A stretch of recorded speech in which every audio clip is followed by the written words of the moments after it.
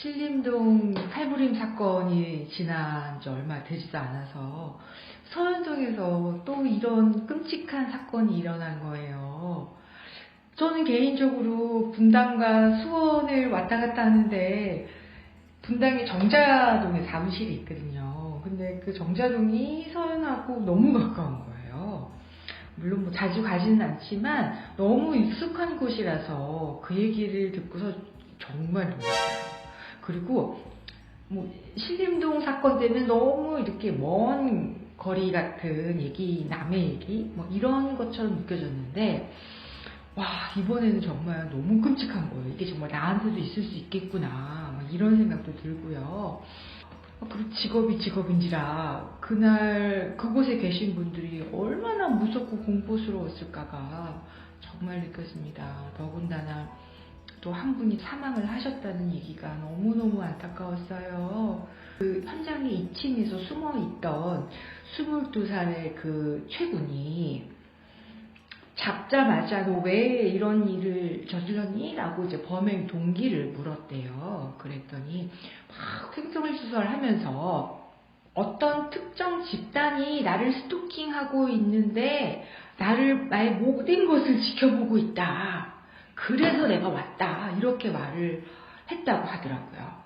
그러면서 이제 그분의 이제 과거 인적 사항을 조사를 해봤더니 고등학교 1학년 때 자퇴를 하고 정신건강의학과에서 분열성 성격장애 진단을 받았다고 해요. 그리고 나서 이제 성인이 되고 택배 일을 하셨던 것 같아요. 택배 일 하기 전에도 알바식으로 여러 가지 일을 했다라고 하는데 뭔가 좀 피해의식이 느껴지죠. 이거는 피해의식이 조금 더 지나서 피해망상에 가까운 거거든요. 그러면 왜 피해망상이 생길까라는 생각을 좀 해봐야 돼요. 피해망상은요, 이 분열성 성격 장애라는 게 굉장히 혼자 있는 거를 좋아하고 정상적인 범위에서의 내성적 성격이 아닌 그 이상의 관계적인 욕구가 너무 지나치게 없고 그래서 혼자 있는 것을 너무 좋아하고 그러다 보니 어떤 사회적 기술이 굉장히 떨어지게 되어 있어요. 이거는 정상적인 내성적인 사람하고는 많이 다른 성격 장애죠. 아마도 내성적인 성격이든 뭐 외향적인 성격이든 뭔가 관계에 있어서의 굉장히 심각한 상처를 받았거나 부모님과 관계에 있어서 어렸을 때부터 장기간 냉정하고 차가운 부모님한테 정서적으로 좀 방치돼서 혼자 있는 시간이 많이 될 경우에 이렇게 분열성 성격 장애가 생길 수가 있다고 해요. 분열성 성격 장애 진단을 받았다고 하는 건 편집증 성격 장애랑 다르거든요. 즉 편집성 성격 장애와 분열성 성격 장애의 차이는 내가 이런 사람들과의 관계에 있어서 상대방에 대한 경계심이나 불신, 이런 예민성 이런 것보다는 그냥 혼자 지내는 시간이 더 많은 쪽으로 가는 거예요. 그렇기 때문에 사실은 이 분열성 성격 장애 분들은 무관심하지 이렇게 공격적인 행동을 하진 않아요. 그런데 이분이 이렇게 된 데는 이건 저의 뇌피셜입니다. 네, 아마도 사회성 기술이 많이 부족해져 있는 상황에서 또 알바도 하고 또는 뭔가 이렇게 택배 일도 하셨을 것 같아요. 근데 그런 와중에서 아마도 그분들이 뭔가 느끼지 않았을까요? 저 친구 좀 이상해. 뭔가 이렇게 좀 어눌하고 어리숙하고 이러면서 너 왜 이렇게 잘 못하는 거야? 이렇게 뭔가 비난도 많이 받았을 가능성도 크고요.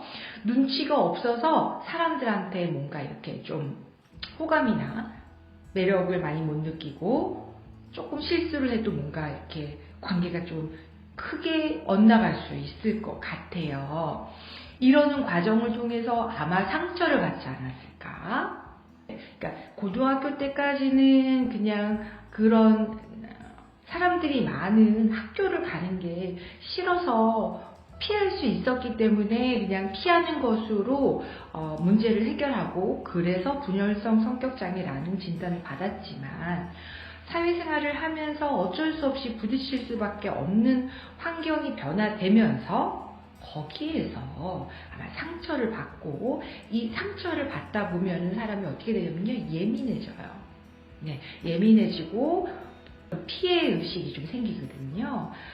어떤 사람으로 상처를 받았는데 이 사람이 나를 상처를 준 것처럼 이 상황이 지났음에도 불구하고 다른 상황에서도 마치 저 사람이 그 사람처럼 나를 미워하는 것 같고 나를 막 골탕 먹이려고 하는 것 같고 이렇게 되는 생각이 자꾸만 돼요. 해석이 되고 이런 것들을 피해의식이라고 하거든요. 그래서 사람들을 점점 못 믿게 되고 경계심을 갖게 되고 이런 부정적 생각과 사고를 많이 갖게 되고 편집증적 성격, 즉 피해의식이 크신 분들은 내면에 까칠한 화가 있어요. 이렇게 공격적인 대놓고 화를 내는 건 아닌데요. 약간 까칠해서 수동 공격도 하고 복수해 주려고 하고 이런 게 있거든요. 근데 모든 정신병리의 문제는 약할 때 방치되면 이게 점점 커진다는 게 문제예요. 그래서 분열성 성격 장애에서 사회생활을 하다 보니 자꾸만 상처를 받고 이 상처로 인해서 피해의식이 생기고 이 피해의식이 점점 더 방치되면서 이게 피해 망상으로 가지 않았을까. 그래서 사실은 이 사건은 그 전에 있었던 신림동 칼부림 사건의 그 조선 사건과는 성격이 많이 다른데요. 이렇게 정신병이 방치되고 약도 먹지 않고 치료를 받지 않으면 계속 심각해지거든요. 근데 모든 정신병리의 가장 심각한 상황은 결국은 정신분열로 갑니다. 네, 그래서 지금 이 최군도요, 이 상태에서 심리치료나 약물치료를 받지 않고 악화되면 지금 그쪽으로 갔는지는 모르겠어요. 하지만 이렇게 정신분열로 갈 확률이 많고 정신분열도 그 단계가 되게 다양해요. 그래서 정신분열이 한번 발병이 되면은 굉장히 치유되기가 어렵지만 정신분열이 있지만 약 먹고 잘 관리하면 그래도 어느 정도의 일상생활은 가능하거든요. 하지만 이게 또 방치되면 점점점 심각해져요. 그래서 여러분 혹시 보셨나요? 지하철이나 버스 타면은 그 안에서 혼자 중얼중얼 얘기하고 막 혼자 화내고 막 이러시는 분들, 그분들이 다 정신분열증 환자분들이신데 방치되고 도움을 받지 못하시는 분들이세요. 이제 이런 분들은 기능이 많이 무너져서 정말 치료가 어려운 상태까지 온 거죠. 네, 안타깝게도 이런 분들이 조금 적극적인 나라에 좀 개입을 받았으면 하는 마음이 있는데 어떤 이번 계기를 통해서 정신병리에 대한 어떤 체계적인 관리가 이번 기회에 좀 됐으면 해요.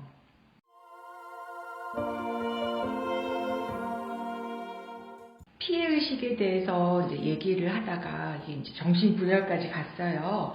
오늘은 피해의식에 대해서 얘기를 좀 해보려고 하거든요.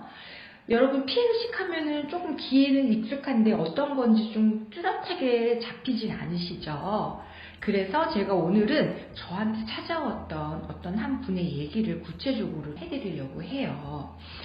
그분은 30대 중반의 기혼 여성분이셨어요. 아주 좋은 대기업에 다니시고 계시는데 그 전 부서에서 어떤 분하고 이렇게 계속 갈등이 좀 있었던 거예요.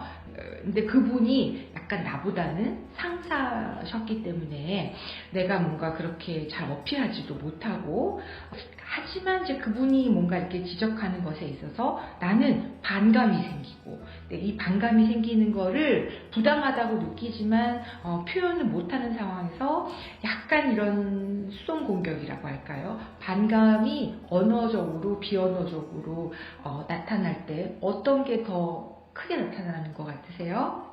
네, 비언어적인 게 더 커요. 눈빛, 이 동작, 이 손짓 이런 거 하나하나가 이 반감이 있다라는 게 표현되는 거죠. 그래서 결국은 너무 스트레스를 받고 이제 부서 이동을 한 거예요. 그런데 이 스트레스 상황에서 이제 이런 피해의식이 좀 생기셨나 봐요. 그래서 부서 이동을 했는데 부서 이동한 이렇게 옆자리에 있는 직원하고의 어떤 관계 스트레스를 통해서 찾아오신 거예요. 물론 그분은 여기 오신 목적이 피해의식이다. 나는 이 피해의식을 고치고 싶다. 이렇게 적지 않으셨고요. 사실은 이런 것들을 적고 내가 문제인식을 하시면서 오시는 분들은 참 보기 힘들어요. 네.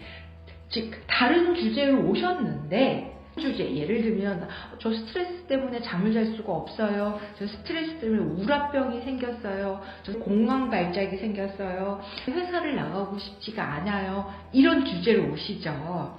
그런데 상담을 하다 보면 그 내면에 사실은 이제 피해의식이 있다라는 거를 발견하게 되는 겁니다.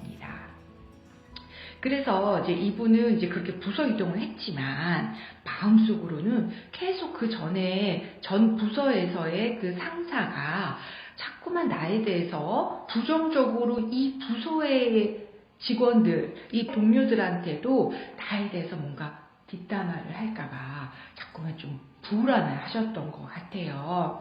그래서 그런 걸로 되게 예민하게 막 신경 쓰고 회사 내에서 지나가다가 마주칠까봐 항상 긴장하게 되고 눈치 보게 되고 이러시는 상황에서 옆에 있는 직원이 어느 날 인사를 안 받더래요. 그래서 저 친구가 왜 인사를 안 받지? 왜 나를 모른 척하지? 혹시 그 전 부서의 상사가 나에 대해서 무슨 얘기를 했나? 그렇게 생각하고 나서 보니까 자꾸만 그 친구가 뭔가 얘기를 들은 것 같아요. 어느 순간 나를 대하는 태도가 달라지는 것 같고 나와 눈을 안 마주치는 것 같고 뭔가 이런 계속 생각이 나는 거예요. 그 옆에 있는 직원이 했던 말 하나하나, 그 옆에 있는 직원의 눈빛, 동작 하나하나가 계속 집에 가면 생각이 나고, 이러면서 막 스트레스가 쌓여서 스트레스만 쌓이면 회사를 가고 싶지 않은 거예요. 그래서 몸이 아파지고 신체화 반응이 일어나면서 자꾸만 회사를 안 가게 되고 이러니까 부서장 면담까지 받게 된 상황에서 저 회사를 너무 가고 싶지 않아요. 스트레스로 인해서 회사에서 적응하기가 어려워요. 내가 스트레스를 잘 다룰 수 있도록 해주세요. 라는 이슈로 온 거예요. 그래서 오셨을 적에는 사람들이 자꾸만 나에 대해서 험담하는 것 같아요. 이런 걸로 이제 얘기를 하다 보니 그 밑에는 그 전 부서에서 그 상사분하고 오랜 기간의 갈등으로 인해서 상처가 깊어지고 그 상처로 인해서 이런 일이 또 생길까 불안했던 것으로 시작이 된 거예요. 그래서 이분은 이제 심리검사, 다면적 인성검사라고 말씀을 드린 적 있죠. MMPI-2. 거기에 6번 척도가 굉장히 좀 유의미하게 상승되어 있는 것을 발견을 했고, 그거를 제가 기준 삼아서 좀 얘기를 하다 보니 이 내면에 사람들의 의도가 자꾸만 중립적인 행동도 나를 좀 싫어해서 저렇게 행동하는 것 같고, 왠지 나에 대해서 평가할 것 같고, 나를 못마땅하게 생각할 것 같고, 그래서 과도하게 좀 사무적으로 사람들을 대하게 되고, 자꾸만 사람들이 뭔가 회식 자리를 가자고 해도 나는 좀 빠지게 되고, 그러면서 회식 자리 갔다 온 다음 날에도 그 사람들끼리 뭔가 얘기를 나누면 나만 소외된 느낌이 들고, 여러분 느낌이 오시죠? 이런 것들이 점점 심해져서 신체화까지 온 상황이었습니다. 여기서 보여지는 것처럼 피해의식이란 중립적인 자극조차도 저 사람이 나를 공격하거나 나에 대해서 미워하거나 부정적 평가를 할 것이다 라고 그 상대방의 의도를 해석하는 경향성, 그것이 성격화되는 것을 말을 해요. 그래서 편집증적 성격이라고 하는 건 이런 피해의식이 강한 게 성격적으로 굳어진 것을 편집증적 성격이라고 합니다. 네, 여러분 오늘은 사실은 편집증적 성격, 제 피해의식이 있는 거 아니야? 이렇게 말하는 사람들이 어떻게 해서 거기까지 가게 됐는지를 조금 예를 들어 봤어요. 사실은 상처를 받은 피해자들입니다. 네, 이 피해자분들이 피해의식으로 상대방의 중립적인 자극을 부정적으로 인식하면서 나도 모르게 방어적이고 공격적으로 대하게 되다 보면 이분의 스토리에서는요, 아무 이유 없이 저 친구가 정말 나를 싫어하는 것부터 인식이 되는 거예요.